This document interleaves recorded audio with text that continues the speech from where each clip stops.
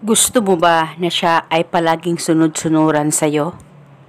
Lalong-lalo na ikaw na lang palagi ang sunod-sunuran sa kanya. Halos mababaliw ka na sa kasunod-sunuran sa partner mo dahil sa sobrang mahal na mahal mo siya pero ikaw ay baliwala lang niya. Gusto mo ba na mabaliktad yung sitwasyon na siya na naman ang mababaliw sa kasunod-sunuran sa'yo? Kaya ngayon may ituturo ako sa inyo na ritual. Ito'y napaka-epektibo at paniguradong ito ay makakatulong sa inyo. Basta dapat 100% ang paniniwala mo sa mga ganitong pamamaraan. Pwede mo ito gawin sa kahit na anong araw o oras na gusto mo. Ang gagawin mo lamang, kumuha ka ng papel at panulat at isulat mo ito sa papel.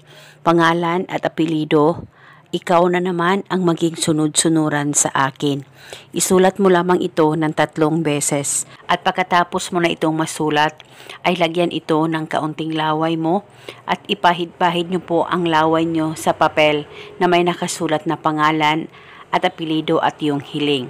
At pagkatapos mo nang mapahiran ito ng laway mo, tupiin ang papel kahit ilang tupi.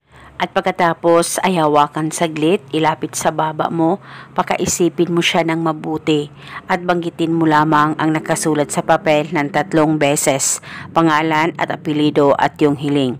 At pagkatapos nito ay pwede mo na itong iipit sa bulsa mo o di kaya sa panty mo. At paniguradong siya na naman ang mababaliw sa kasunod-sunuran sa'yo.